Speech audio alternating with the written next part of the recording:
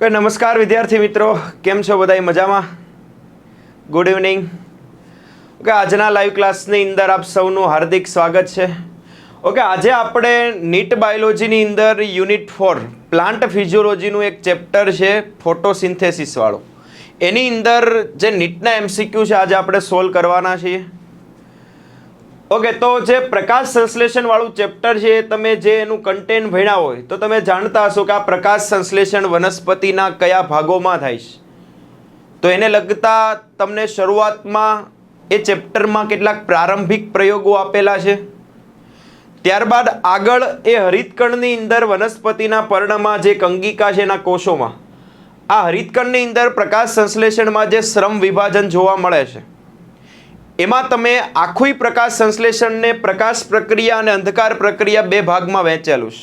તો પ્રકાશ પ્રક્રિયા ક્યાં થાય છે, એના માટે શું જરૂરી છે, પ્રકાશ પ્રક્રિયામાં શું નિપજ બને છે, ત્યારબાદ એ પ્રકાશ પ્રક્રિયાની નિપજ તમે અંધકાર પ્રક્રિયામાં વાપરો છો અને એવી રીતે તમે પ્રકાશ સંશ્લેષણના અંતે ગ્લુકોઝનું સંશ્લેષણ કરો છો. તો આ જે પ્રક્રિયા છે એ કઈ રીતે અને કયા ભાગોમાં થાય છે એ તમે ડિટેલમાં એ ચેપ્ટરની અંદર સમજેલા છો. હવે એ કન્ટેન્ટના આધારે આપણે કેટલી વસ્તુ સમજેલા છીએ, કઈ રીતે હવે આગળ તૈયારીમાં ધ્યાન રાખવું જોઈએ, એ વસ્તુ તમને આ બધા એમસીક્યુ સોલ્વ કરો એટલે તમને બધી વસ્તુ ક્લિયર થઈ જશે. ઓકે, ચેપ્ટરનો જે ફર્સ્ટ ક્વેશ્ચન છે, ખાલી જગ્યા દરમિયાન પ્રકાશ શ્વસન થતું જોવા મળે છે. ઓકે, ફર્સ્ટ ક્વેશ્ચન એવો આપણને આપેલો છે કે આપણને પ્રકાશ શ્વસન પ્રકાશ સંશ્લેષણ દરમિયાન જ કેટલીક વનસ્પતિ જેવી કે C3 વનસ્પતિની અંદર પ્રકાશ શ્વસન થાય છે.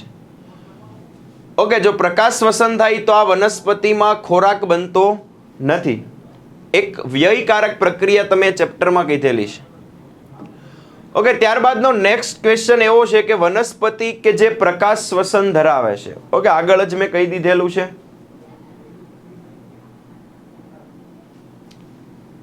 ઓકે, મળી જશે PDF. તો પ્રકાશ શ્વસન આપણને C3 વનસ્પતિની અંદર જોવા મળે છે. C4 વનસ્પતિમાં પ્રકાશ શ્વસન નથી થતું એનું કારણ પણ આપણે થિયરીમાં સમજ્યા છીએ. ક્રેસ્યુલેશન એસિડ મેટાબોલિઝમ આ શુષ્ક વિસ્તારની વનસ્પતિ છે એની અંદર આ ખોરાક બનાવવા માટેનું એક અનુકૂલન એવું તમે કહી શકો. ઓકે, તો તમારો આન્સર C3 વનસ્પતિ આવશે. ત્યારબાદ શેરડીની વનસ્પતિમાં કાર્બન ડાયોક્સાઇડનું મેલિક એસિડમાં સ્થાપન થાય છે. તો તેમાં કયો ઉત્સેચક કાર્બન ડાયોક્સાઇડનું સ્થાપન કરે છે? ઓકે, તો આ શેરડી છે ને, શેરડી તો તમે જાણતા હશો શેરડી C4 વનસ્પતિ છે અને C4 વનસ્પતિમાં વાતાવરણના કાર્બન ડાયોક્સાઇડનું સ્થાપન થાય. તો C4 વનસ્પતિમાં આપણે એ પણ સમજ્યા છીએ કે એનો પ્રાથમિક ગ્રાહક PEP છે, ફોસ્ફોઇનોલ પાયરુવેટ, અને આ બંને જોડાઈને પેલી નિપજ 4 કાર્બન વાળી ઓક્ઝેલો એસિટિક એસિડ મળે છે. ઓકે, તો આ જે પ્રક્રિયા છે 3 કાર્બન વાળી જે પ્રાથમિક ગ્રાહક જે કાર્બન ડાયોક્સાઇડનો જોડાઈને જે પ્રથમ નિપજ 4 કાર્બન વાળી બને છે એટલા માટે જ આ વનસ્પતિને આપણે C4 વનસ્પતિ કહીએ છીએ. તો આપણને એ વસ્તુ એ પ્રશ્નમાં પૂછેલી છે કે અહીંયા તમે કયો ઉત્સેચક વાપરેલો છે જેને આપણે શોર્ટમાં PEP કેઝ પણ કહીએ છીએ, ફોસ્ફોઇનોલ પાયરુવેટ કાર્બોક્સાઇલેઝ. ઓકે, તો તમારો આન્સર આની અંદર B બનશે. ઓકે, આ પણ ઉત્સેચક તમે કાર્બન ડાયોક્સાઇડના સ્થાપનમાં વાપરો છો પણ એ C3 ચક્રમાં આવે. ઓકે, જેને આપણે રૂબિસ્કો તરીકે ઓળખીએ છીએ. પણ અહીંયા C4 વનસ્પતિ શેરડી છે તો એના માટે કાર્બન ડાયોક્સાઇડનું સ્થાપન થાય તો એના માટે આ PEP કેઝ ઉત્સેચક વપરાય છે. ત્યારબાદ પ્રકાશ પ્રક્રિયામાં અંતિમ નિપજ, એવી તો કઈ નિપજ પ્રકાશ પ્રક્રિયામાં બને છે કે જે તમે અંધકાર પ્રક્રિયામાં એનો કેલ્વિન ચક્રમાં ઉપયોગ કરો છો?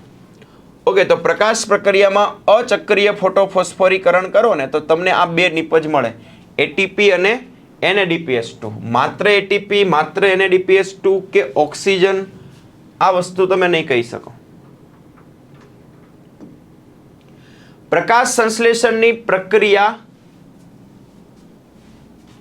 એમાં પ્રકાશ પ્રક્રિયાની નિપજ. ઓકે, ક્વેશ્ચન રિપીટ છે. ATP, NADPH2 અને પાણીનું પ્રકાશ વિભાજન થાય ને એટલે ઓક્સિજનની મુક્તિ થાય છે. ત્યારબાદ એવી ઘટના કે જે તમને C3 અને C4 આ બંને વનસ્પતિ વચ્ચેનો તફાવત આપે છે. એટલે એવી કોઈ પ્રક્રિયા છે કે જે તમે C3 અને C4 બંને વચ્ચે તફાવતમાં લઈ શકો કે એક વનસ્પતિમાં એ પ્રક્રિયા થાય છે, બીજી વનસ્પતિમાં એ પ્રક્રિયા થતી નથી. હવે પ્રકાશ સંશ્લેષણ તો તમને બંને વનસ્પતિમાં જોવા મળે તો એ તફાવતમાં નહીં આવે. ઉત્સ્વેદન બાષ્પોત્સર્જન બંનેમાં થતું હશે. ત્યારબાદ ગ્લાયકોલિસિસ પણ બંનેમાં થાય, પણ પ્રકાશ શ્વસન આ એક એવી પ્રક્રિયા છે કે જે તમને C3 અને C4 આ બંને વચ્ચેનો મુખ્ય ભેદ દર્શાવે છે એવું કહી શકાય. ઓકે, ત્યારબાદનો નેક્સ્ટ ક્વેશ્ચન એવો છે કે પ્રકાશ સંશ્લેષણ દરમિયાન થતા જળ વિભાજનને તમે પ્રકાશ સંશ્લેષણની જે પહેલી પ્રક્રિયા છે ને પ્રકાશ પ્રક્રિયા, આ પ્રકાશ પ્રક્રિયા દરમિયાન તમારે સતત ઇલેક્ટ્રોન પરિવહન શરૂ રાખવું છે. સતત તમારે એની એટીપી અને NADPH આ બંને નિપજ બનાવી છે. તો PS2 જે થાઇલેકોઇડના પટલ ઉપર છે એની બાહ્યતમ કક્ષા સતત ભરવા માટે તમારે પાણીનું સતત પ્રકાશ વિભાજન કરવું પડે. ઓકે, તો પ્રકાશ સંશ્લેષણમાં જે જળ વિભાજન થાય છે એને આપણે પ્રકાશ વિભાજન એવું આપણે નામ આપીએ છીએ. ત્યારબાદનો નેક્સ્ટ ક્વેશ્ચન એવો છે કે ઉષ્ણકટિબંધ વનસ્પતિ જેવી કે શેરડી, જ્યાં શેરડી, જુવાર, મકાઈ આવા બધા નામ આવે એનો મતલબ કે એ C4 વનસ્પતિ છે અને એના અંદર કાર્બન ડાયોક્સાઇડના સ્થાપનની ક્ષમતા ખૂબ જ વધુ છે. શેરડીમાં ખાલી જગ્યાના કારણે CO2ના સ્થાપનની ક્ષમતા ખૂબ જ વધુ છે. ઓકે, C4 વનસ્પતિ છે ને, C4 વનસ્પતિમાં પુલકંચુકના કોષ હોય અને પુલકંચુકના કોષમાં રૂબિસ્કો હોય અને રૂબિસ્કો અહીંયા કેલ્વિન ચક્ર ચલાવે છે અને અહીંયા રૂબિસ્કો જે પુલકંચુકના કોષમાં છે ત્યાં કાર્બન ડાયોક્સાઇડની માત્રા ખૂબ વધુ હોય. હવે આ વસ્તુ એટલા માટે પોસિબલ બની કારણ કે એના ઉપરનો જે મધ્ય પર્ણક કોષ છે ત્યાં એ C4 ચક્ર ચલાવે છે, જેને આપણે હેચ એન્ડ સ્લેક ચક્ર કહીએ છીએ. ઓકે, આ ચક્ર એવી રીતે ચાલે છે કે એના અંતે અહીંયા મેલિક એસિડ જ્યારે પુલકંચુકના કોષમાં અને એનું ડીકાર્બોક્સિલેશન થઈને અહીંયા કાર્બન ડાયોક્સાઇડ પુલકંચુકના કોષમાં જ્યાં રૂબિસ્કો છે ત્યાં એનું પ્રમાણ આ C4 ચક્રના કારણે વધી જાય છે. એટલે અહીંયા કાર્બન ડાયોક્સાઇડનું સ્થાપનની ક્ષમતા C3 કરતાં બહુ વધારે હોય, એટલા માટે તાની ઉત્પાદકતા વધુ છે. ઓકે, તો અહીંયા તમારો આન્સર 8ની અંદર B આવશે, હેચ એન્ડ સ્લેક પરિપથ. ત્યારબાદના નેક્સ્ટ ક્વેશ્ચનમાં આપણને એવું કીધેલું છે કે કયું પ્રકાશ સંશ્લેષણ દરમિયાન પ્રકાશ ઉર્જાનું શોષણ કરે છે. ઓકે, આપણે પ્રકાશ સંશ્લેષણની પ્રકાશ પ્રક્રિયામાં અલગ અલગ જે રંજક દ્રવ્યો છે એ પ્રકાશ ઉર્જાનું શોષણ કરે છે. એમાંય જે મુખ્ય રંજક દ્રવ્ય છે એને આપણે ક્લોરોફિલ અથવા તો હરિત દ્રવ્ય તરીકે ઓળખીએ છીએ. ત્યારબાદ ખાલી જગ્યામાં પ્રકાશ શ્વસન જોવા મળતું નથી. રિપીટ ક્વેશ્ચન છે. C4 વનસ્પતિ આવશે. ઓકે, પ્રકાશ શ્વસન શેમાં જોવા મળે છે તો C3, શેમાં જોવા મળતું નથી તો C4 વનસ્પતિ. હવે પ્રકાશ શ્વસન જે પરિપથ છે ને એને C2 ચક્ર પણ કહેવાય, C2 પરિપથ. ત્યારબાદ કયું ફોટોફોસ્ફોરાયલેશન સાથે સંકળાયેલું છે? ફોટોફોસ્ફોરાયલેશન આ શબ્દનો મતલબ ફોસ્ફોરાયલેશન એટલે તમે સમજો કે ADP છે, આ ADP સાથે ફોસ્ફેટ જોડીને ATP બનાવો તો આ પ્રક્રિયામાં ADPનું ફોસ્ફોરાયલેશન થયું એવું કહેવાય. હવે આ PI એનો મતલબ થાય અકાર્બનિક ફોસ્ફેટ, પણ ફોટો શબ્દ એટલા માટે વાપરેલું છે કે આ ATP બનવાની પ્રક્રિયા, ફોસ્ફોરાયલેશનની પ્રક્રિયા લાઇટની હાજરીમાં થાય છે, પ્રકાશ ઉર્જાના કારણે થાય છે. તો એવું તમને કેમાં દેખાય છે? ઓકે, અહીંયા ADPની સાથે અકાર્બનિક ફોસ્ફેટ પ્રકાશ ઉર્જાના કારણે ATP બન્યો છે. સેમ પ્રક્રિયા અહીંયા પણ છે. આને પણ ફોસ્ફોરાયલેશન કહેવાય, આને પણ ફોસ્ફોરાયલેશન જ કહેવાય, પણ ફોટોફોસ્ફોરાયલેશન શબ્દ ત્યારે જ આગળ લાગશે જ્યારે તમે પ્રકાશ ઉર્જાનો ઉપયોગ કરીને આ ATPનું સંશ્લેષણ કર્યું હોય. તો તમારો આન્સર કયો બનશે? B. ઓકે, ત્યારબાદ પ્રકાશ સંશ્લેષણ દરમિયાન પાણીનું ફોટો ઓક્સિડેશન ખાલી જગ્યા સાથે સંકળાયેલું છે. હવે શબ્દ થોડોક બદલેલો છે. પાણીનું ફોટો ઓક્સિડેશન એટલે શું થાય? પાણી છે, પાણી, આ પાણીનું ફોટો એટલે પ્રકાશ, પ્રકાશ દ્વારા ઓક્સિડેશન એટલે વિઘટન. આનો મતલબ તમને એમ કહે છે કે પાણીનું પ્રકાશ વિભાજન કોની સાથે સંકળાયેલું છે. થોડોક શબ્દ બદલેલો છે એટલે અટવાવાનું નથી ભાઈ, શાંતિથી વિચારવાનું છે. પાણીનું ફોટો ઓક્સિડેશન આપણે કરીએ તો એનાથી મુક્ત થતા ઇલેક્ટ્રોન આપણે PS2 ને આપીએ છીએ, એટલે એની સાથે આ પાણીનું ઓક્સિડેશન સંકળાયેલું છે. એટલે તમે પાણીનું વિઘટન કરો છો કે ઇલેક્ટ્રોનને તમારે પૂરા પાડવાના છે PS2 ની બાહ્યતમ કક્ષા ભરવા માટે. ઓકે, તો તમારો આન્સર એની અંદર સી બનશે. ત્યારબાદનો નેક્સ્ટ ક્વેશ્ચન એવો છે કે ખાલી જગ્યા વચ્ચે રિબ્યુલોઝ બાયફોસ્ફેટ કાર્બોક્સિલેઝ ઉત્સેચક, એટલે શોર્ટમાં આ રૂબિસ્કોની વાત કરે છે. એક કાર્બોક્સિલેશન પ્રક્રિયાનું ઉદ્દીપન કરે છે. રૂબિસ્કો ક્યારે કાર્બોક્સિલેશન કરે છે, ક્યારે કાર્બોક્સિલેઝ તરીકે વર્તે છે, કોને જોડે છે ત્યારે?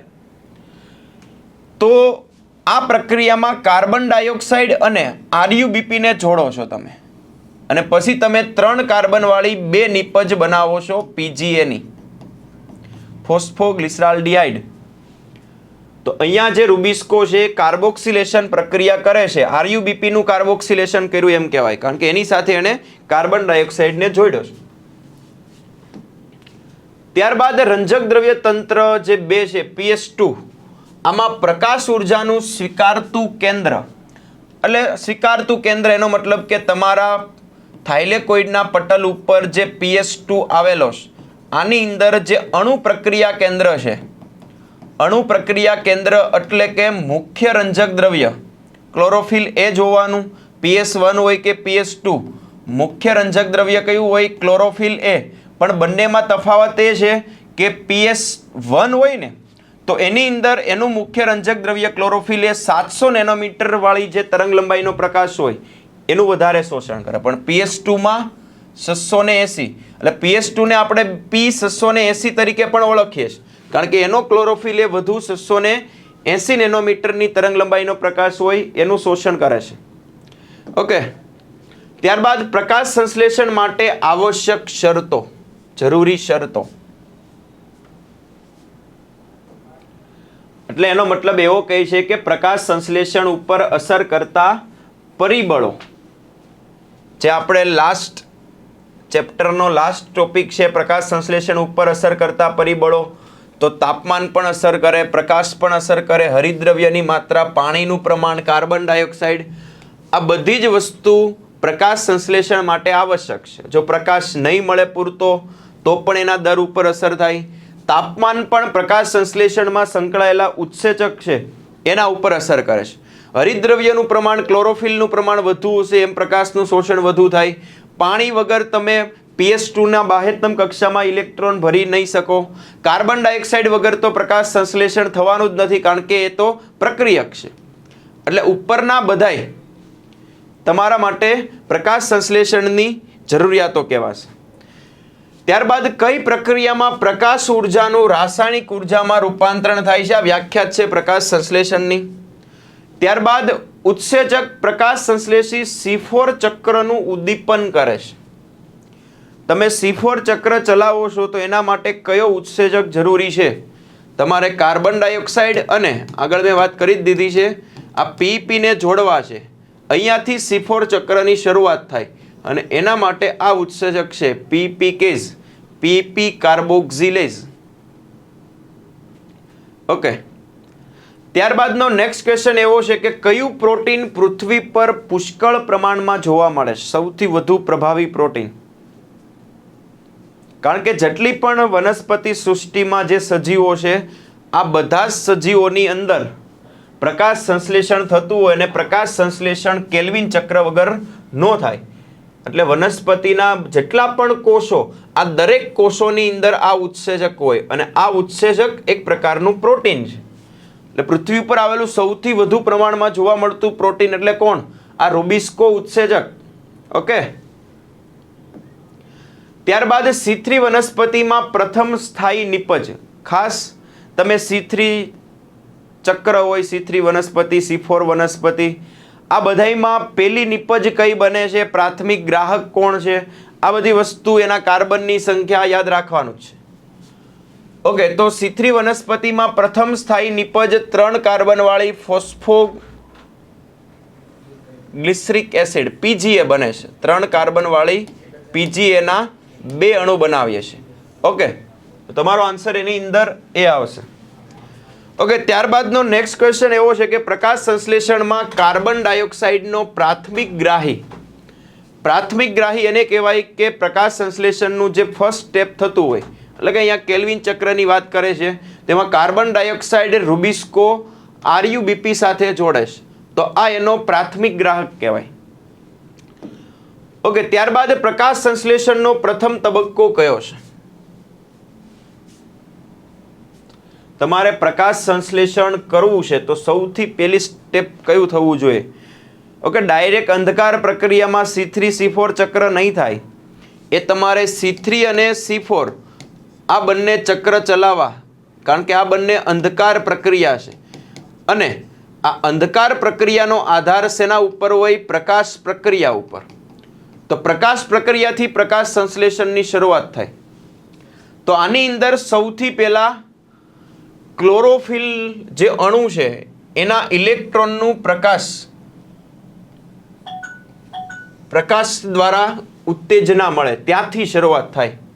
PS1 અને PS2 નો જે અણુ પ્રક્રિયા કેન્દ્ર છે એને સૌર ઉર્જા મળવાના કારણે એની બાહ્યતમ કક્ષાનો ઇલેક્ટ્રોન ઉત્તેજિત થાય, અને પછી ઇલેક્ટ્રોનનું પરિવહન કરો છો અચક્રીય રીતે, અને પછી તમે પ્રકાશ પ્રક્રિયાની 2 નિપજ તૈયાર કરો છો, ATP અને NADPS. આ બની તો તમે C3 અને C4 ચક્ર ચલાવશો તો તમારો ગ્લુકોઝ અંધકાર પ્રક્રિયામાં બનશે. એટલે ફર્સ્ટ સ્ટેપ પ્રકાશ સંશ્લેષણની અંદર ડી. ત્યારબાદ એક કાર્બન ડાયોક્સાઇડના સ્થાપન માટે ખાલી જગ્યાની જરૂર પડે. ઓકે, તો આ જે ગણતરી છે એ કેલ્વિન ચક્રની છે. કેલ્વિન ચક્રમાં એક કાર્બન ડાયોક્સાઇડનું સ્થાપન થાય, એક જ કાર્બન ડાયોક્સાઇડ. તો એના માટે તમારે 2 PGA નું રિડક્શન કરવું છે, તો 2 ATP ની જરૂર પડે, 2 NADPS2 ની જરૂર પડે, અને 1 RuBP નું પુનઃસર્જન કરવું તો ત્યાં એક એક્સ્ટ્રા ATP ની જરૂર પડે. તો તમારો આન્સર આવશે 2 NADPS અને 3 ATP. ઓકે, ત્યારબાદનો નેક્સ્ટ ક્વેશ્ચન એવો આપેલો છે કે ક્લોરોફિલ A દ્વારા કયા રંગના પ્રકાશની તરંગ લંબાઈનું મહત્તમ શોષણ થાય છે? ઓકે, આનો મને આન્સર આપો તો વાદળી આવશે કે લાલ? Chlorophyll A 23. ઓકે, રંગ યાદ રાખવાનો છે, સૌથી વધુ વાદળી રંગ, આ રંગના પ્રકાશનું શોષણ ક્લોરોફિલ A દ્વારા સૌથી વધારે થાય છે.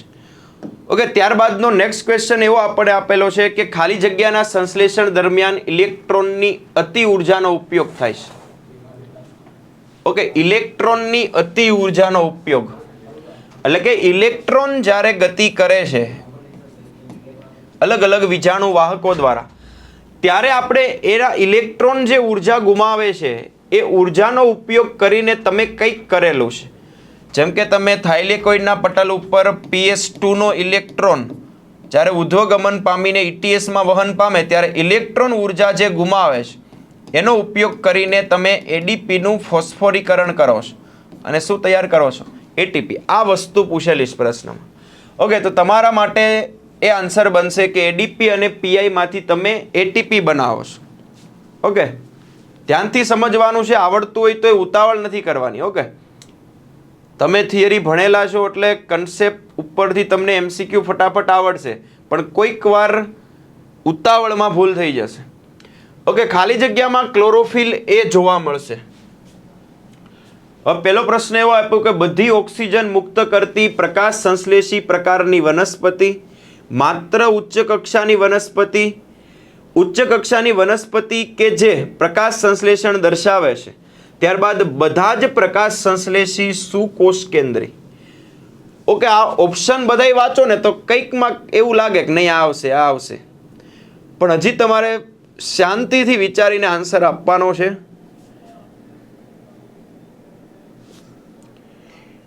ક્લોરોફિલ એ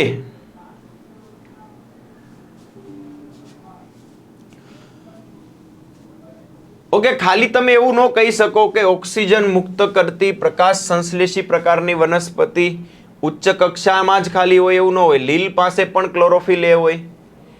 પણ તમે એવું કહી શકો કે જેટલા પણ સમજો કે વનસ્પતિ સિવાય કેટલાક આદિકોષ કેન્દ્રી હોય ને, બેક્ટેરિયા, જેમ કે સાયનોબેક્ટેરિયા, આ પણ પ્રકાશ સંશ્લેષણ કરી શકે.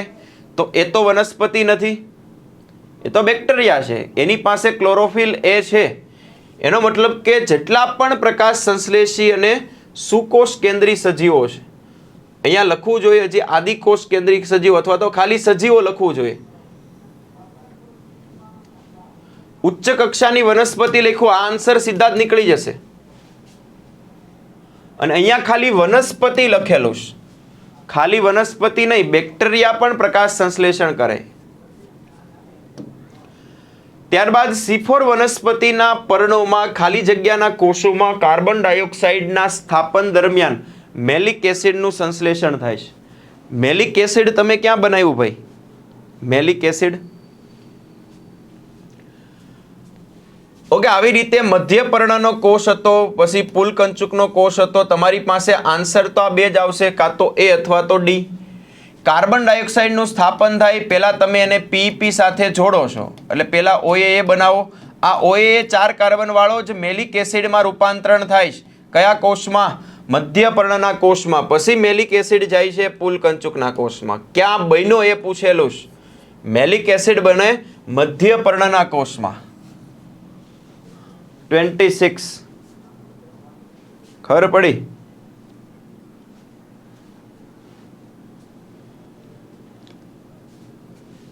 જેણે પણ ફટાફટ વિચારીને એ આન્સર આપેલો છે, તમે આ ચાર્ટ જોઈ લેજો. મેલિક એસિડ આપણે અહીંયા બનાવેલો છે. આ ઉપરનો કોષ એટલે કયો છે?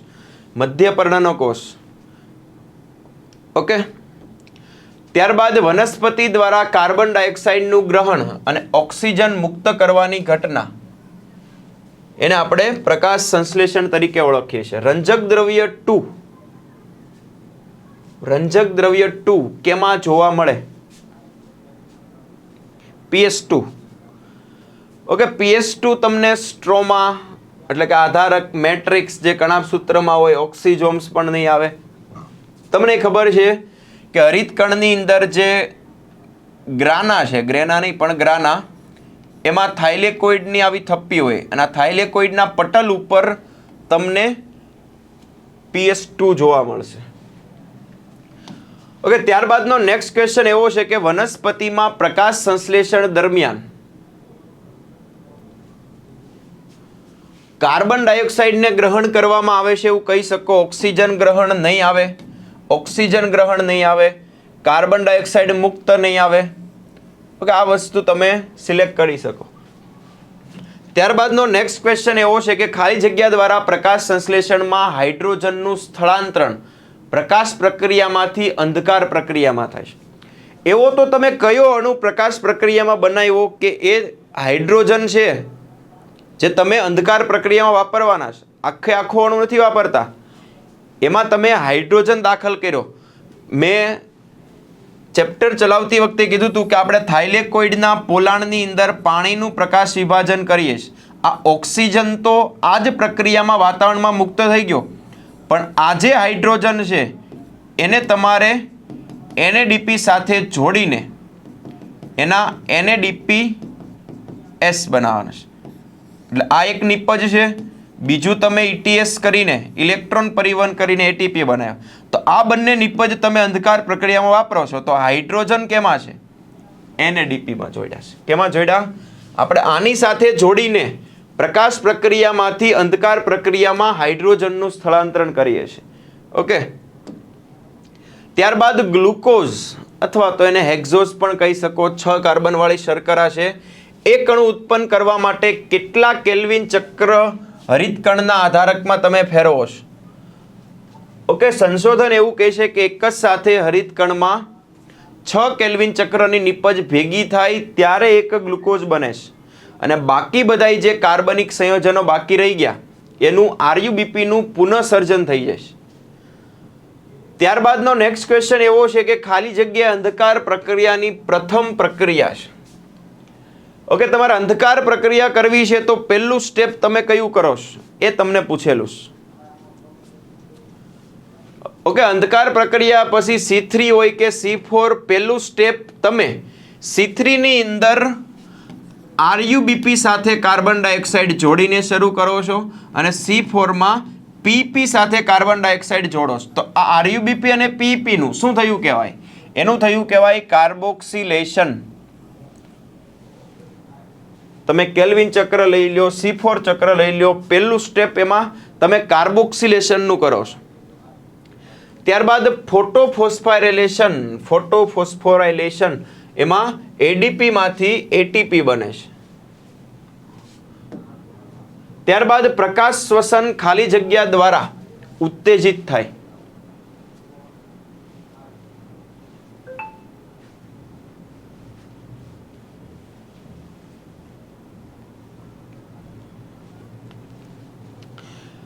ઓકે, રૂબિસ્કો છે, રૂબિસ્કો આપણે વાત કરેલી છે કે આ રૂબિસ્કો કાર્બોક્સિલેઝ તરીકે કામ કરશે કે ઓક્સિજનેઝ તરીકે, એનો આધાર શેના ઉપર છે? તો આ રૂબિસ્કો જ્યાં સ્થાને આવેલો છે ત્યાં કાર્બન ડાયોક્સાઇડ અને ઓક્સિજન આ બંનેની સાપેક્ષ સાંદ્રતા, એક તો આ બંનેનું પ્રમાણ કેટલું છે એના આધારે નક્કી કરશે રૂબિસ્કો કે કાર્બોક્સિલેશન કરવું કે ઓક્સિજનેશન. ત્યારબાદ તાપમાન પણ નક્કી કરશે તાપમાન ઉપરથી કે ઊંચું તાપમાન હોય ને ત્યારે રૂબિસ્કો ઓક્સિજનેસ તરીકે કામ કરે, ઓક્સિજન વધુ હોય ને ત્યારે પણ ઓક્સિજનેસ તરીકે કામ કરે. ત્યારબાદ એમ પણ કહી શકો પ્રકાશ શ્વસનની ઊંચી તીવ્રતા, પણ તમારા પ્રોપર આન્સર આ બંને બનશે એટલે તમે ઉપરના બધા જ એવું કહી શકશો. ત્યારબાદનો નેક્સ્ટ ક્વેશ્ચન એવો આપેલો છે કે કોઈ એવો વૈજ્ઞાનિકનું નામ આપો. પ્રારંભિક પ્રયોગો હતા એના ઉપરથી પણ આવી રીતે અમુક MCQ બને તો એ પ્રયોગો પણ ખાસ ધ્યાન આપવાનું છે. વૈજ્ઞાનિકનું નામ આપવાનું છે કે બેલ જારનો પ્રયોગ કરેલો. બેલ જાર એક જ વૈજ્ઞાનિક છે, જોસેફ પ્રિસ્ટલી. આને બંધ કાચનો બેલ જાર, ઉંદર, મીણબત્તી આવા બધા ઉપકરણોનો ઉપયોગ કરેલો છે. ત્યારબાદ ગ્લુકોઝના એક અણુનું સંશ્લેષણ દરમિયાન આરયુબીપીના પુનઃનિર્માણ તબક્કામાં એટીપીના કેટલા અણુની જરૂર પડશે? ઓકે, ફટાફટ મને આ 36 નો આન્સર આપો કોમેન્ટમાં. તમારે એક ગ્લુકોઝનું સંશ્લેષણ કરવું છે તો કેટલા આરયુબીપીનું પુનઃનિર્માણ થાય?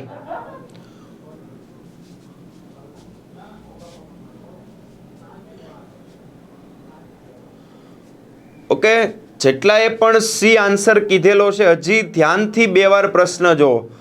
સીધી વન લાઇનર જ MCQ છે પણ તમે કેટલી ઉતાવળમાં ભૂલ કરો ને તમે જોઈ લો. ઘણા બધાએ 36માં સી કીધો એટલે એને આંખ વીસીને શું ગણી નાખ્યું છે? આપણે ગણતરી કરીને C3 ચક્ર ચાલે, કેલ્વિન ચક્ર, તો એક ગ્લુકોઝ બનાવવા માટે 18 એટીપી વપરાય છે. પણ આ 18 એટીપીમાં એક કેલ્વિન ચક્રમાં રિડક્શનનો તબક્કો હોય ને, અહીંયા બીજો તબક્કો, એમાં 12 એટીપી વપરાય છે અને અહીંયા ત્રીજો તબક્કો પુનઃનિર્માણ વાળો છે. આરયુબીપીનું પુનઃનિર્માણ કરવું હોય એમાં 6 એટીપી વપરાય છે. આ બંને થઈને 18 થાય છે પણ પ્રશ્નમાં તમને ખાલી પુનઃનિર્માણના તબક્કાના એટીપી કીધેલા છે.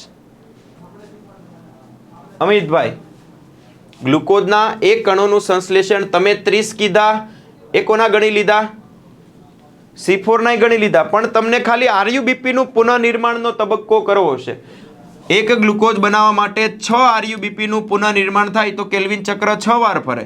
એક પુનઃનિર્માણમાં 1 એટીપી તો 6 પુનઃનિર્માણમાં 6 એટીપી આવે. સિમ્પલ ક્વેશ્ચન છે, તમે સમજવામાં એને વધારે અઘરો બનાવો છો. ખબર પડી કે ન પડી? 6 આન્સર કઈ રીતે આવે, એ આન્સર કઈ રીતે આવે, બધાને ક્લિયર થયું ભાઈ? ઓકે, એટલે ધ્યાનથી સમજવાનો, બે વાર પ્રશ્ન વાંચી લેવાનો, કઈ વસ્તુ માંગેલી છે. ત્યારબાદ કઈ વિશિષ્ટ ઘટના છે જે આ ગ્રહ પરના સજીવના જીવનને આધાર આપે છે?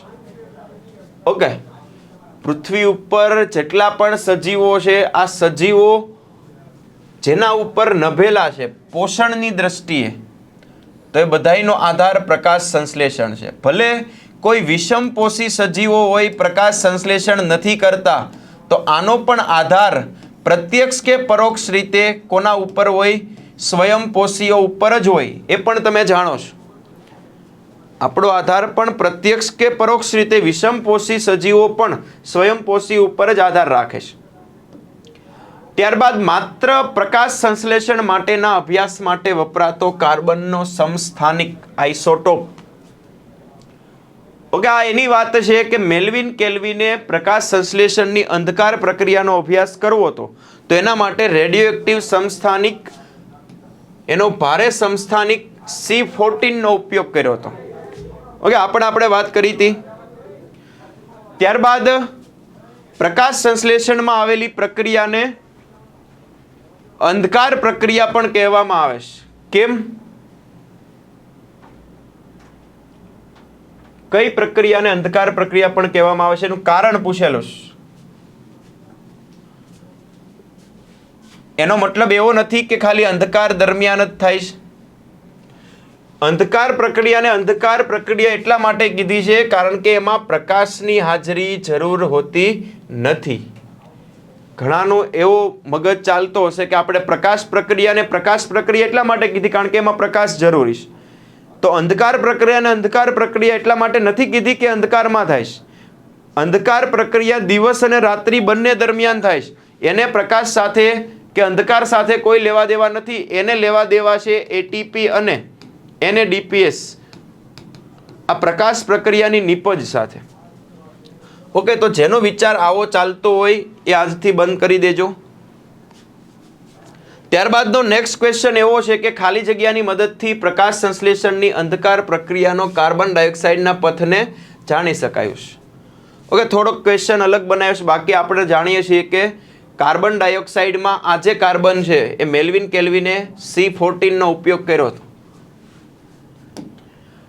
ત્યારબાદ ખાલી જગ્યામાં સૌર ઉર્જાનું રૂપાંતરણ એટીપીમાં થાય છે.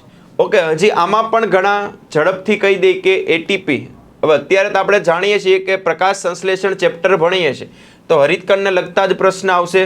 પણ જ્યારે નીટનું પેપર મિક્સ હોય અને એટીપી બને છે એટલે તરત કણાપ સૂત્ર ટીક કરી નાખે. પણ તમે જુઓ ને તો તમે હરિતકણમાં એટીપી બનાવ્યા, કણાપ સૂત્ર પણ શ્વસન કરીને એટીપી જ બનાવે છે. પણ કણાપ સૂત્ર સૌર ઉર્જાનો ઉપયોગ કરતો નથી. હરિતકણમાં સૌર ઉર્જાનું રૂપાંતરણ થઈને તમે પ્રકાશ પ્રક્રિયામાં એટીપીનું સંશ્લેષણ કરો છો. એટલે પણ ખાસ ધ્યાન આપજો પ્રશ્ન વાંચતી વખતે. C4 વનસ્પતિ ખાલી જગ્યા પ્રત્યેનું અનુકૂલન દર્શાવે છે. C4 વનસ્પતિ. ઓકે, C4 ચક્ર આપણે શરૂઆત કરીને ત્યારે આપણે વાત કરી હતી કે C4 વનસ્પતિ તમને ઉષ્ણકટિબંધ વિસ્તારમાં જોવા મળે. તો આવા વિસ્તારની અંદર તાપમાનનું પ્રમાણ બહુ વધારે છે. ઊંચા તાપમાને જો એમાં રૂબિસ્કો પ્રકાશ શ્વસન જ કર્યા કરે તો એની ઉત્પાદકતા બહુ ઓછી થઈ જાય આવી વનસ્પતિ. તો એની અંદર એ જે રૂબિસ્કો છે એ પુલકંચુકના કોષમાં રાખે છે કે જ્યાં તાપમાન ઓછું હોય ને ઓક્સિજનનું પ્રમાણ બહુ ઓછું. તો આ જે વનસ્પતિ છે વધુ તાપમાન અને શુષ્ક આબોહવા સામે, ઊંચું તાપમાન અને શુષ્ક આબોહવા સામે અનુકૂલન દર્શાવે છે કે એની અંદર ક્રેન્જ પેશીય રચના જોવા મળે છે.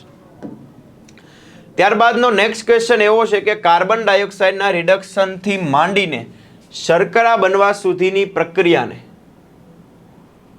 એનો સમાવેશ શેમાં કરો છો? કાર્બન ડાયોક્સાઇડનું રિડક્શન.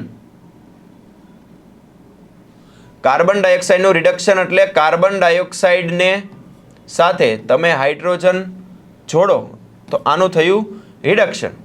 તો આ કાર્બન ડાયોક્સાઇડ તમે સ્થાપન કરીને કેલ્વિન ચક્રમાં જેનું રિડક્શન કરો છો અને પછી આગળ ગ્લુકોઝ બનાવો છો, તો આ બધી પ્રક્રિયાને આપણે અંધકાર પ્રક્રિયામાં સમાવેશ કરીએ છીએ. ઓકે, ખાલી જગ્યામાં હરિતદ્રવ્ય આવેલું હોય. આગળ આવ્યું તું ખાલી ગ્રેના લખ્યું તું પણ હરિતકણનું. ક્વેશ્ચન રિપીટ છે. ત્યારબાદનો નેક્સ્ટ ક્વેશ્ચન એવો છે કે C4 વનસ્પતિમાં ખાલી જગ્યાના હરિતકણમાં કાર્બનનું પુનઃસ્થાપન થાય છે. બીજી વાર પુનઃસ્થાપન કીધેલું છે. પુનઃસ્થાપન એકવાર તો થાય જ, પણ બીજી વાર કાર્બન ડાયોક્સાઇડનું પુનઃસ્થાપન C4 વનસ્પતિમાં ફરીથી મધ્યપર્ણકોષ પુલકંચુકના કોષ. પહેલી વાર કાર્બન ડાયોક્સાઇડનું સ્થાપન મધ્યપર્ણકોષમાં થાય, ત્યારબાદ C4 ચક્ર આગળ વધે, અહીંયા ડીકાર્બોક્સિલેશન થાય, કાર્બન ડાયોક્સાઇડ ફરીથી અહીંયા કેલ્વિન ચક્રમાં પુનઃસ્થાપન થાય. તો આ કોષ કયો? તો પુલકંચુકનો કોષ. પુલકંચુકના કોષે હરિતકણ ધરાવે છે ભાઈ. પુલકંચુકના કોષમાંય હરિતકણ હોય, પણ આ પુલકંચુકના કોષમાં જે હરિતકણ છે, આ ખાસ યાદ રાખજો કે એના હરિતકણમાં અચક્રીય ફોટોફોસ્ફોરીકરણ થતું નથી. એટલા માટે આના હરિતકણની અંદર ઓક્સિજન મુક્ત ન થાય, કારણ કે અચક્રીય ફોટોફોસ્ફોરીકરણ થાય ને તો જ પાણીનું વિભાજન થાય, તો જ ઓક્સિજન મુક્ત થાય. આ અચક્રીય એટલા માટે નથી ચલાવતો કારણ કે રૂબિસ્કોને ખાલી કાર્બન ડાયોક્સાઇડ જ મળે. ઉત્પાદકતા વધારવા માટેનું આ અનુકૂલન છે. તાપમાન એ ઓછું હોય, અચક્રીય નથી થતું એટલે ઓક્સિજન એ ઓછો હોય, અને તમે C4 ચક્ર ચલાવો છો એટલે કાર્બન ડાયોક્સાઇડ અહીંયા વધી જાય છે. ત્યારબાદનો નેક્સ્ટ ક્વેશ્ચન એવો છે કે પ્રકાશ સંશ્લેષણ દરમિયાન શું થાય? પાણી રિડ્યુસ થાય અને કાર્બન ડાયોક્સાઇડ ઓક્સિડાઇઝ થાય. એટલે એનો મતલબ કે પાણીનું રિડક્શન થાય અને કાર્બન ડાયોક્સાઇડનું ઓક્સિડેશન, કે કાર્બન ડાયોક્સાઇડનું રિડક્શન પાણીનું ઓક્સિડેશન, કે કાર્બન ડાયોક્સાઇડ પાણી બંનેનું રિડક્શન કે બંનેનું ઓક્સિડેશન. બોલો મને આનો આન્સર આપો. સિમ્પલ વસ્તુ વિચારવાની છે.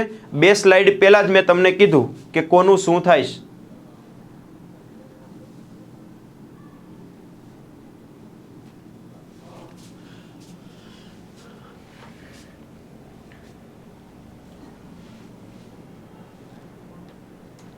ઓકે, આગળ આપણે વાત કરીને પાણીમાંથી હાઇડ્રોજન દૂર થાય એટલે રિડ્યુસ થયો. કાર્બન ડાયોક્સાઇડ હજી વિચારી લ્યો.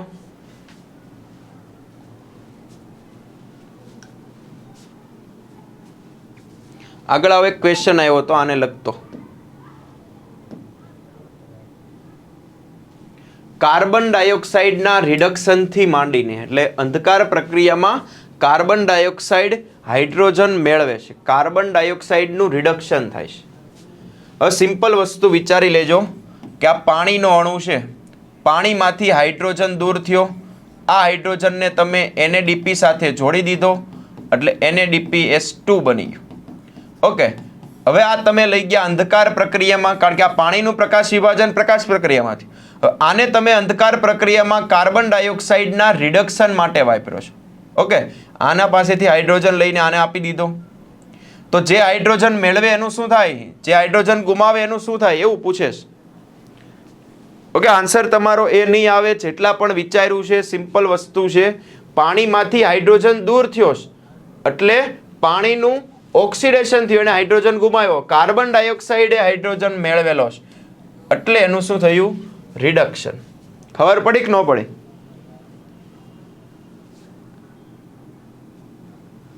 શાંતિથી વિચારીને આન્સર આપજો. ઓકે, ત્યારબાદ કેલ્વિન ચક્ર અને હેસ એન્ડ સ્લેક ચક્ર, એની પ્રથમ સ્થાયી નિપજ કેટલા કાર્બન વાળી હોય?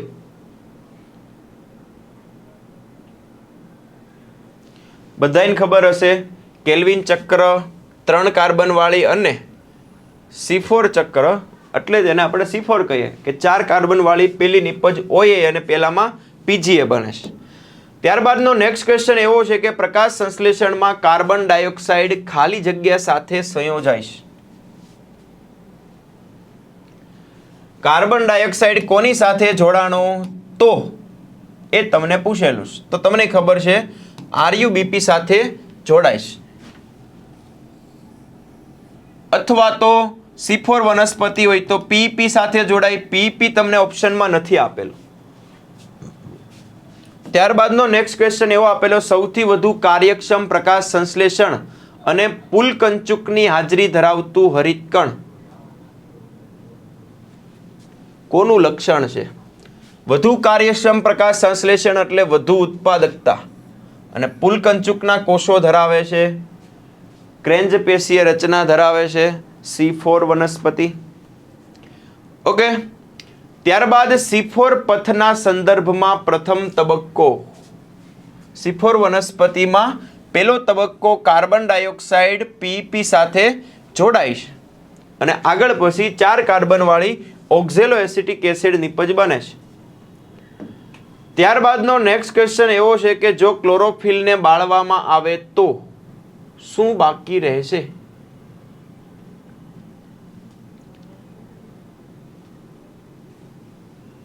ખબર છે કોઈને?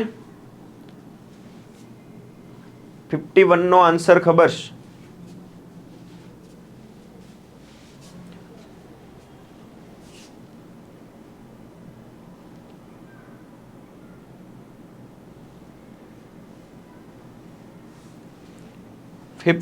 નો કોમેન્ટ કરો તો આન્સર કેટલાને ખબર છે?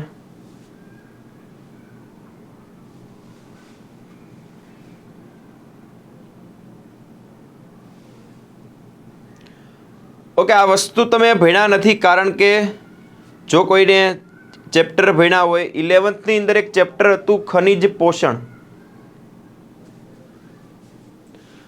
11th ની અંદર એક 12મા નંબરનું પેલા સિલેબસ રિડ્યુસ નહોતો થયો ને ત્યારે એક ચેપ્ટર હતું ખનિજ પોષણ. આ ચેપ્ટરની અંદર અલગ અલગ ખનિજ તત્વો વનસ્પતિમાં વૃદ્ધિ વિકાસમાં કઈ રીતે જરૂરી છે તેમાં એવું કોઈ ખનિજ તત્વની અંદર એવું લખેલું હતું કે ક્લોરોફિલના બંધારણમાં હોય.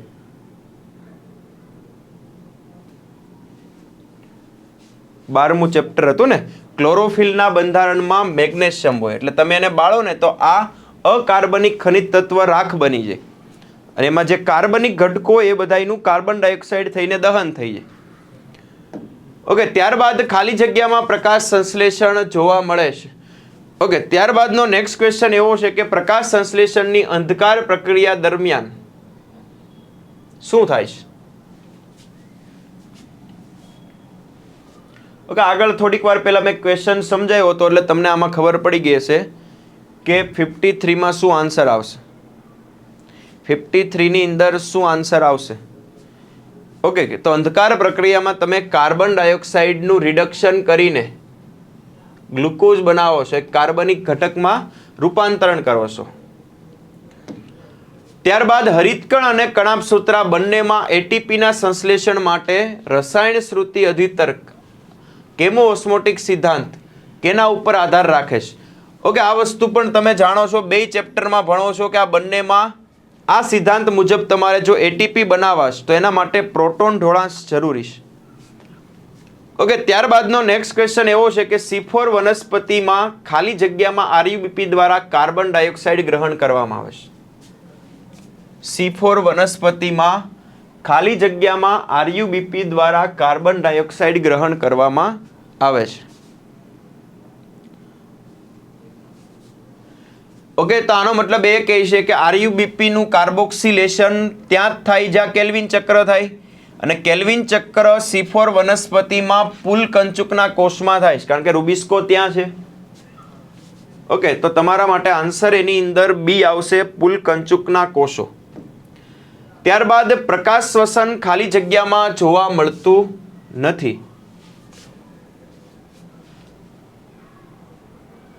આમાંથી શું પ્રકાશ શ્વસનની અંદર ન થાય? ઓક્સિજનનો ઉપયોગ, કાર્બન ડાયોક્સાઇડનું ઉત્પાદન, એટીપીનું સંશ્લેષણ કે ઉપરનું બધું?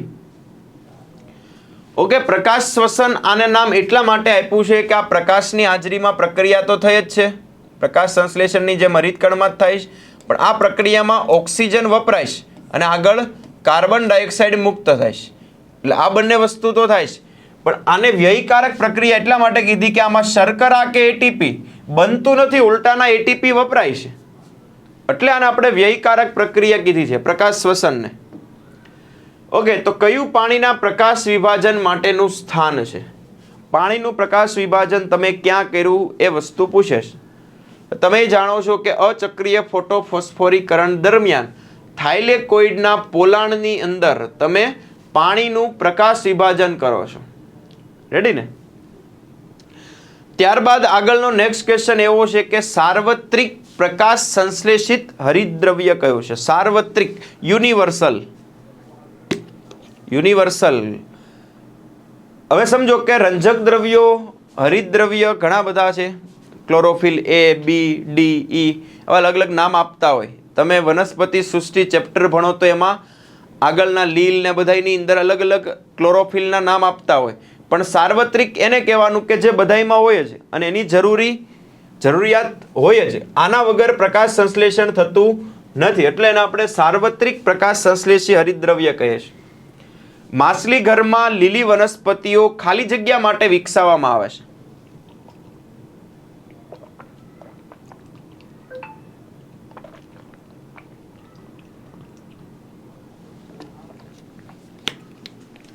એક્વારિયમ હોય એની અંદર નાની નાની વનસ્પતિ હોય લીલ જેવી, એ પ્રકાશ સંશ્લેષણ કરે ને તો એના કારણે ઓક્સિજનનું ઉત્પાદન થાય અને ઓક્સિજન પછી એ માછલી ઘરમાં જે કાંઈ ફિશને બધાય છે એના શ્વસનની અંદર એ ઓક્સિજન વાપરી શકે. એટલા માટે એનો હેતુ છે કે વનસ્પતિનો એમાં ઉછેર કરવામાં આવે છે. કઈ બિન આવશ્યક પ્રક્રિયા છે? કઈ વ્યયકારક પ્રક્રિયા છે? કઈ વ્યયકારક પ્રક્રિયા છે? ઓકે, બિન આવશ્યક આ પ્રક્રિયા થાય તો વનસ્પતિને ભાઈ કોઈ ફાયદો થતો નથી, ઉલટાની નુકસાની થાય છે. એટલે એ આવશ્યક પ્રક્રિયા નથી. બાકી શ્વસન, પ્રકાશ સંશ્લેષણ, ETS આ બધી જરૂરી પ્રક્રિયા છે એના માટે. ત્યારબાદ ખાલી જગ્યામાં NADPA NADPS2 ને રિડ્યુસ કરે છે, એટલે NADP નું રિડક્શન થાય છે.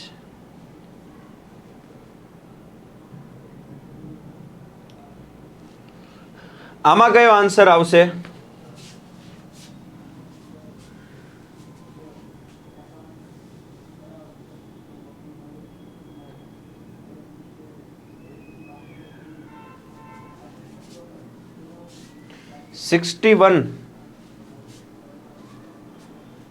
સાંભળજો હવે તમે, આવી રીતે થાઇલેકોઇડના પટલ ઉપર એક અહીંયા PS2 દોર્યું હતું, અહીંયા PS1 હતું. બંને ઉપર પ્રકાશ ઉર્જા પડી તો એના કારણે ઇલેક્ટ્રોન ગ્રાહક પાસે તમે ઇલેક્ટ્રોન મોકલો. ત્યારબાદ આમાંથી ETSમાં વહન કર્યું, પછી PS1ને આપી દીધો. અહીંયા તમે NADPનું શું બનાવ્યું હતું? NADPS2. તો આ જે પ્રક્રિયા છે PS1 સાથે સંકળાયેલી છે એવું કહી શકો, કારણ કે આ PS1નો ઇલેક્ટ્રોન NADPમાં ગયો છે. NADP એ ઇલેક્ટ્રોન પણ મેળવો છે, એ કોનો ઇલેક્ટ્રોન છે? PS1નો. એટલે પ્રક્રિયા આની સાથે સંકળાયેલી છે, પણ હજી પ્રોપર એને એવું કહેવું પડે પ્રશ્નમાં કે NADP એ NADPS2ને રિડ્યુસ કર્યો છે. તો આ પ્રક્રિયા કોની સાથે, કયા રંજક દ્રવ્ય તંત્ર સાથે સંકળાયેલી છે? આવું પ્રશ્ન એને પ્રોપર જોડવો પડે. પણ આમાં એવું કીધું છે કે આવું ક્યાં થાય છે? ખાલી જગ્યામાં થાય છે. તો તમે એવું કહી શકો કે આ જે પ્રક્રિયા છે એને અચક્રીય ફોટોફોસ્ફોરાયલેશન કહેવાય. બાકી એની સાથે સંકળાયેલું રંજક દ્રવ્ય તંત્ર કયું છે? PS1. ઓકે, ક્લિયર થાય છે? PS2 કોની સાથે સંકળાયેલું છે? તો તમે કહી શકો પાણીનું પ્રકાશ વિભાજન. આ શેના માટે કર્યું? PS2 માટે.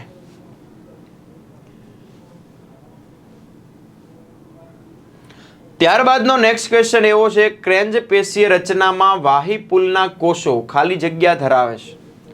તમે ક્રેન્જ પેશીય રચના C4 વનસ્પતિના પર્ણમાં જુઓ તો આ એના જે વાહી પુલ છે એ ગાઢ રીતે ગોઠવાયેલા આંતરકોષીય અવકાશવિહીન જાડી કોષ દિવાલવાળા પુલકંચુકના કોષોના ઘણા બધા સ્તરો આવેલા હોય.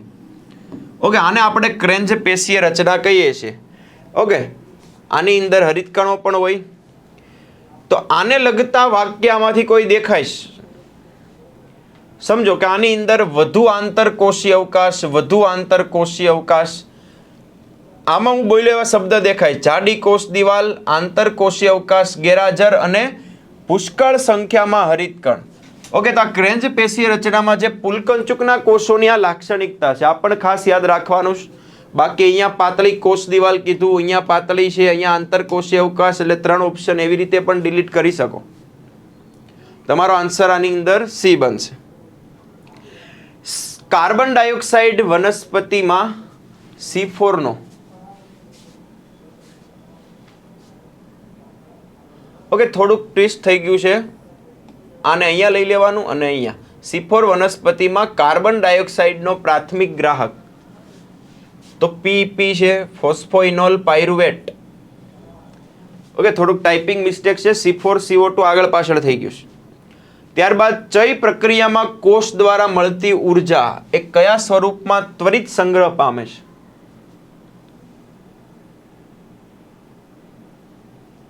ચય પ્રક્રિયામાં, ચય એટલે સંશ્લેષણ, એટલે કઈ પ્રક્રિયાની વાત કરે છે અહીંયા? પ્રકાશ સંશ્લેષણ.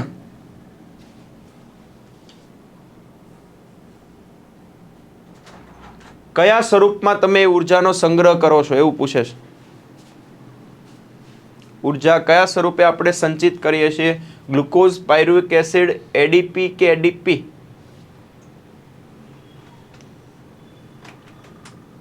ઓકે ત્યારબાદનો નેક્સ્ટ ક્વેશ્ચન એવો છે કે પ્રકાશ સંશ્લેષણ દરમિયાન એટીપીના સંશ્લેષણને આપણે અહીંયા એટીપી બનાવો એને પ્રકાશ સંશ્લેષણ આગળ જે વાત કરી તમે એટીપી સ્વરૂપે ઉર્જા સંચિત કરી પણ એ સૌર ઉર્જાને સંચિત કરેલી છે એટલે એના આગળ ફોસ્ફોરાયલેશન તો છે જ. નોર્મલી ફોસ્ફોરાયલેશન નથી કહેવાનું, આને ફોટો ફોસ્ફોરાયલેશન કહેવાનું છે.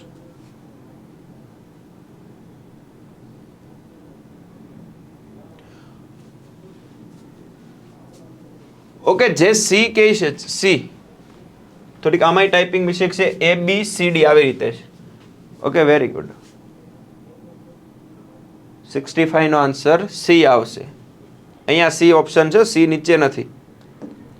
ત્યારબાદ નીચેના પૈકી શું કેલ્વિન ચક્રના સંશોધન દરમિયાન ઉપયોગમાં લેવાયેલું? તો આપણે એવું કહીએ છીએ કે મેલ્વિન કેલ્વિને અંધકાર પ્રક્રિયાનો અભ્યાસ કરવા માટે રેડિયોએક્ટિવ C14 નો ઉપયોગ કર્યો કે એ કાર્બન ડાયોક્સાઇડનું સ્થાપન અંધકાર પ્રક્રિયામાં થાય તો આગળ કઈ નિપજ બને છે એને ટ્રેક કરવા માટે. અને આપણે આ ટોપિક ભણતા ત્યારે વાત કરી હતી કે એના માટે એણે કઈ લીલનો ઉપયોગ કરેલો હતો? ક્લોરેલા. જોકે બધી લીલના જ ઉદાહરણ છે પણ મેલ્વિન કેલ્વિને ક્લોરેલા લીલ ઉપર અભ્યાસ કરેલો હતો. P680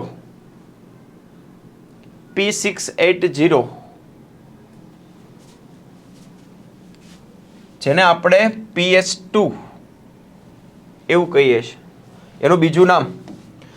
ત્યારબાદ નેક્સ્ટ ક્વેશ્ચન એવો છે કે C4 વનસ્પતિઓમાં કેલ્વિન ચક્ર ક્યાં થાય? મધ્યપર્ણ નહીં આવે, મધ્યપર્ણ નહીં આવે. કેલ્વિન ચક્ર પુલકંચુકીય કોષોના હરિત કણોમાં થાય. ત્યારબાદ ચક્રીય ફોટોફોસ્ફોરાયલેશન દરમિયાન નીચેના પૈકી શું ઉત્પન્ન થાય? આ વસ્તુ પણ આપણે ટોપિક દરમિયાન વાત કરી હતી કે ચક્રીય અને અચક્રીય ફોટોફોસ્ફોરાયલેશનમાં શું મેજર તફાવત છે. આના ઉપરથી પણ ઘણા MCQ બને છે. હવે ચક્રીય ફોટોફોસ્ફોરાયલેશન હોય તો એમાં ખાલી PS1 જ હોય અને આનો ઇલેક્ટ્રોન ઉત્તેજિત થઈને ETSમાં વહન પામીને ફરીથી PS1માં જ આવે છે અને એ દરમિયાન વચ્ચે તમે એડીપીનું એટીપીમાં રૂપાંતરણ કરો છો. ના તો આમાં ઓક્સિજન મુક્ત થાય છે, ના તો આમાં NADPS2 બને છે, ના તો આમાં PS2 આવેલો છે. એટલે તમારો આન્સર આવો બની શકે કે ફક્ત એટીપી. ઓક્સિજન પણ તમે નહીં કહી શકો કારણ કે અચક્રીય ફોટોફોસ્ફોરાયલેશન થાય તો જ પાણીનું પ્રકાશ વિભાજનની જરૂર પડે. ત્યારબાદનો નેક્સ્ટ ક્વેશ્ચન એવો છે કે C4 વનસ્પતિમાં પ્રથમ કાર્બન ડાયોક્સાઇડ ગ્રાહક કોણ છે? ઓકે આગળ આવી ગયું. C4 વનસ્પતિમાં ફોસ્ફોઇનોલ pyruvate PP. ત્યારબાદ પ્રકાશ સંશ્લેષણમાં ખાલી જગ્યા થાય. પાણીનું રિડક્શન, પાણીનું ઓક્સિડેશન, કાર્બન ડાયોક્સાઇડનું ઓક્સિડેશન કે NO2 નું ઓક્સિડેશન?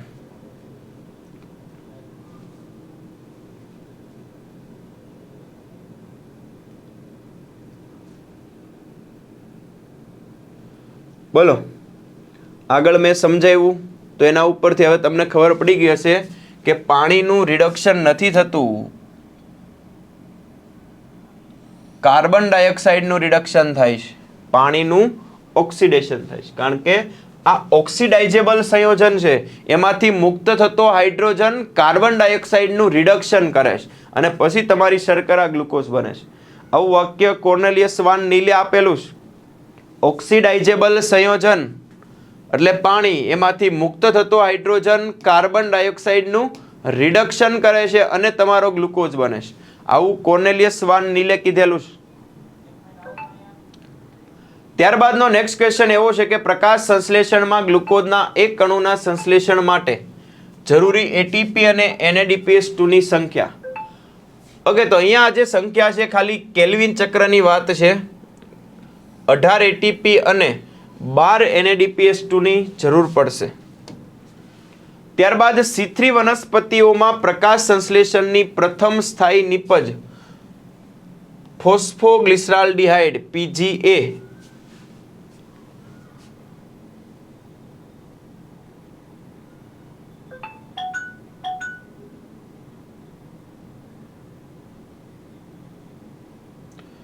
ઓકે, ફોસ્ફોગ્લિસરાલ્ડિહાઇડ આવશે કે ફોસ્ફોગ્લિસરિક એસિડ આવશે?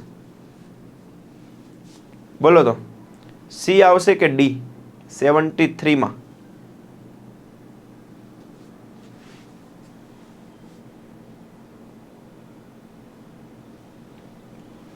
શું બોલીએ છીએ આપણે? કાર્બન ડાયોક્સાઇડ RuBP સાથે જોડાય અને 3 કાર્બન વાળા 2 PGA ના અણુ બનાવે છે. તો PGA ને આપણે શું કહીએ છીએ? ફોસ્ફોગ્લિસરિક એસિડ કહીએ છીએ કે ફોસ્ફોગ્લિસરાલ્ડિહાઇડ?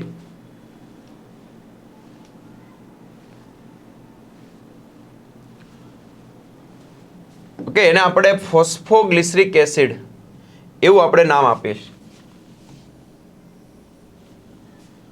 PGA. ત્યારબાદ ખાલી જગ્યા ઉત્સેચક C4 વનસ્પતિમાં વાતાવરણના કાર્બન ડાયોક્સાઇડનું સ્થાપન કરે છે. વાતાવરણનો કાર્બન ડાયોક્સાઇડનું સ્થાપન PP કાર્બોક્સિલેઝ ઉત્સેચક કરે છે અને એને PP સાથે જોડે છે. ત્યારબાદ ખાલી જગ્યામાં ક્રેન્જ પેશીય રચના જોવા મળે. C4 વનસ્પતિમાં એના વાહી પુલ ગાઢ રીતે ગોઠવાયેલા પુલકંચુકના કોષોથી આવરિત થયેલા હતા. ઓકે, ત્યારબાદ અંધકાર પ્રક્રિયામાં 6 RuBP ના નિર્માણમાં જરૂરી 6 RuBP. ઓકે, એક RuBP માં 1 ATP, તો 6 RuBP માં 6 ATP ના અણુની જરૂર પડશે. ઓકે, ત્યારબાદનો નેક્સ્ટ ક્વેશ્ચન, ફોટો સિસ્ટમમાં એન્ટેના તેને બાદ કરતા તમામ રંજક દ્રવ્યો. ઓકે, આવો શબ્દ આપણે લખો તો એન્ટેના પણ કહેવાય, એન્ટેની પણ કહેવાય, સહાયક રંજક દ્રવ્યો પણ કહેવાય. તો કોના સિવાયના સહાયક રંજક દ્રવ્યો? ક્લોરોફિલ એ સિવાયના, કારણ કે આ તો મુખ્ય રંજક દ્રવ્ય છે. તો આ સિવાયના બધાનો સમાવેશ એન્ટેનામાં થાય. ઓકે, ત્યારબાદ આ 4 માંથી કઈ વસ્તુ સાચી છે? 4 તમને ઓપ્શન આપેલા છે.